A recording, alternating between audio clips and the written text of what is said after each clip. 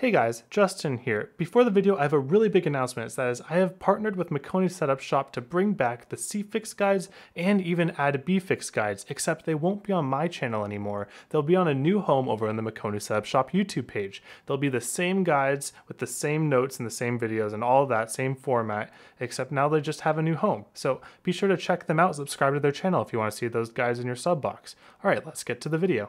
So actually I found that second lap is a little bit faster, but this first lap here is what I have for the video because it was pretty good. But second lap, I think it's just a little bit better, a little more consistent, but if you want to do first lap, it's fine. It's almost as good. And then also track temp makes a huge difference. Make sure you look at the temperature in your session. 101 is what the race will be at. If your practice is a lot hotter than that, your times will be slower in the practice session. And if it's colder in your test session, then you'll be a little bit faster in that than you'll be in the race. So anyways, with that in mind, let's get to the lap.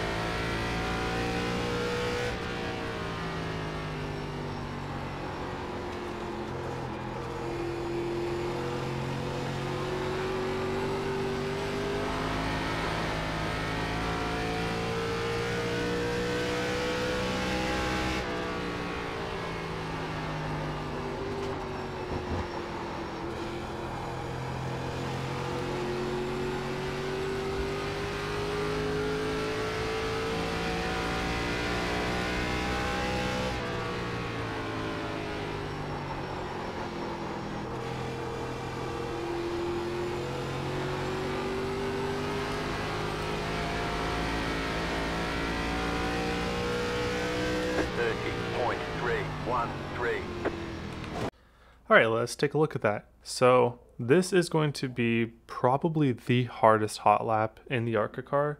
So if you're struggling, just know that it took me about an hour to do this. So don't feel bad if you can't get very close to this, and I'll kind of talk you through what you can do to make things a little bit easier on yourself too.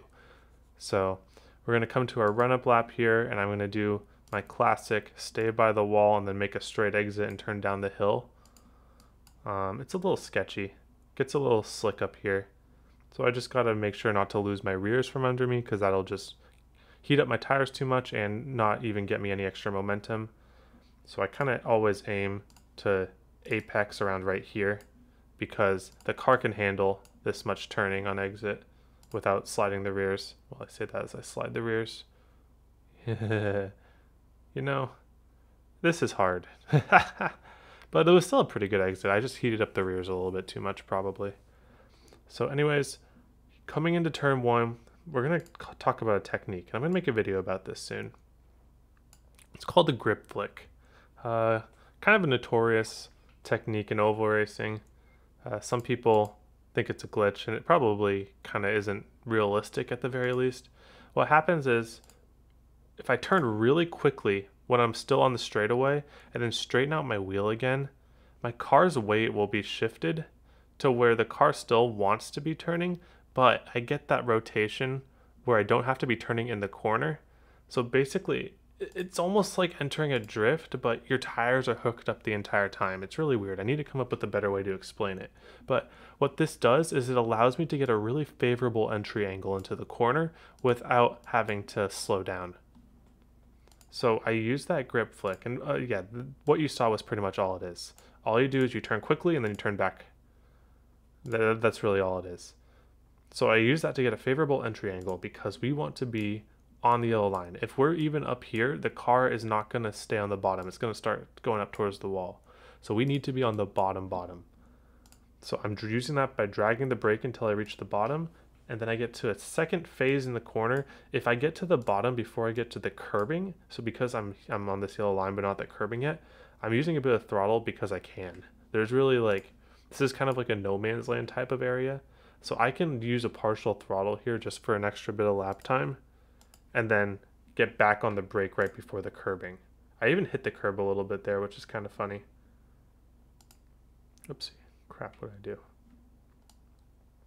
Yeah, so you can hit the curb slightly. It's not a big issue.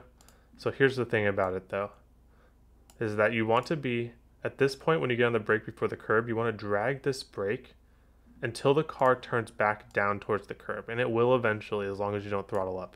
So it's hugely tempting to throttle up to a higher capacity right here. But what it's going to do is you're just going to go to the wall. Look at this random sharp turn right here. It's so weird. This is what makes Milwaukee 1 and 2 so hard. So I'm basically trying to time my throttle so I can cut this right here. I don't think I quite get my tire on the curb. I might get a little bit. Yeah, I get a tiny bit on the curb.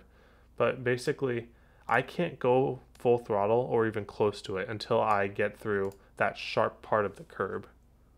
So you see I'm partial all the way through the sharp part of the curb, and once I get through that part, I'm bringing up the throttle to full. So let's go over that one more time because that's a lot to take in.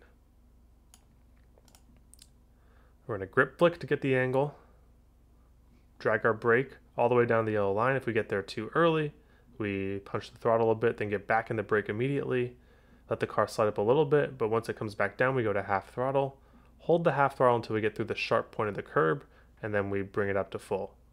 And it's a pretty wide exit if we keep it on the bottom the whole time, so I'm not too worried about hitting the wall here. Okay, that is a lot. But anyways, we'll go to 3 and 4. So we do another grip flick here. The corners being this less banking than other tracks, this technique really works here because I really want that entry angle more than anything. So again, we're braking down to the curb, and this time it's a little easier. We're just holding the brake until it turns back down the hill, and it will eventually. But now again, we have another weird part of a curb here. This part is just straight. So what do we do here?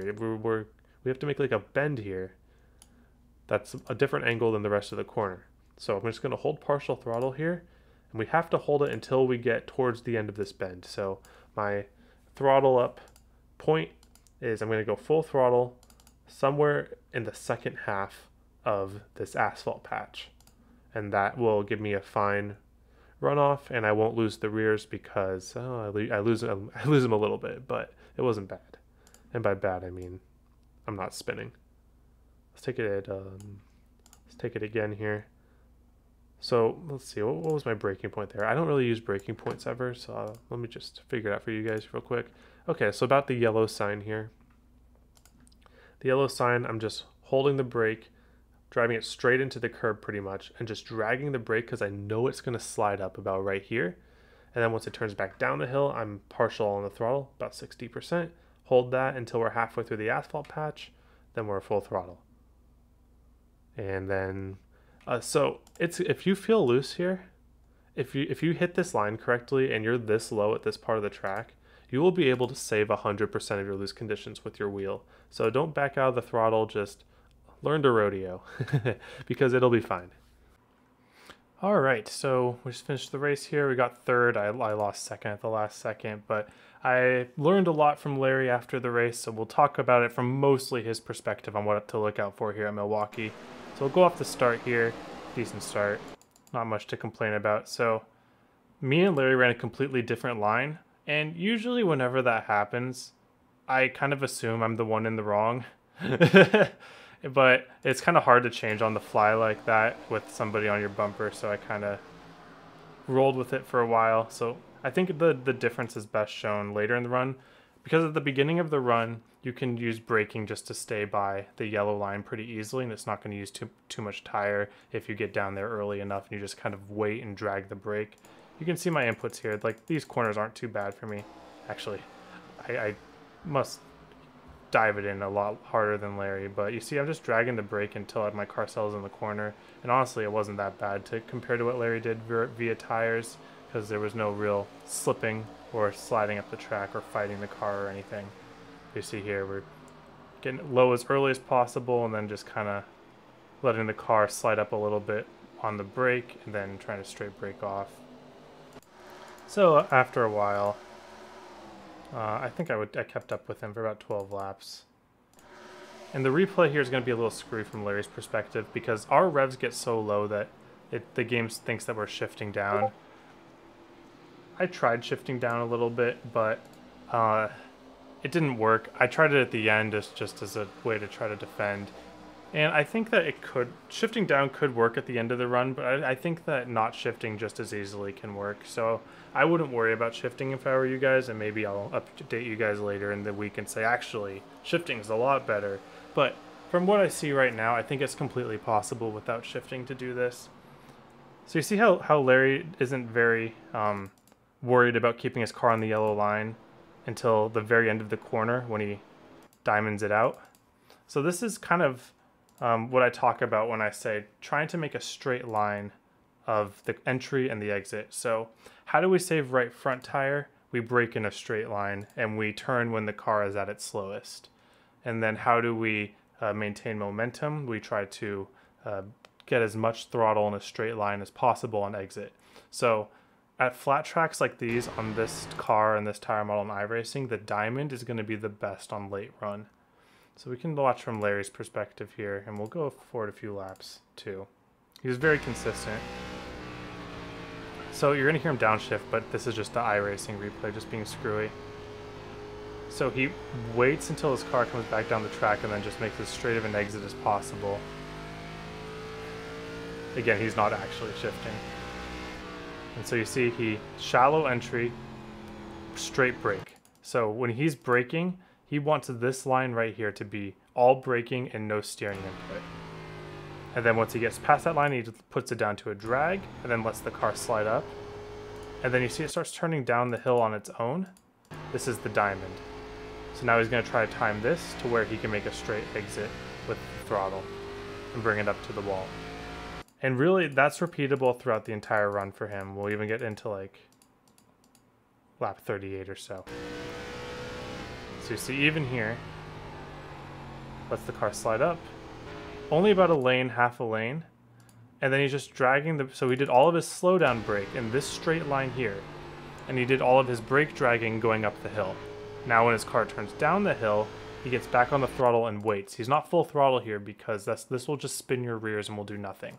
So he's just partial throttle along the curb. And then once he sees a straight line out of the corner, he'll get up to full throttle and drive it up to the wall.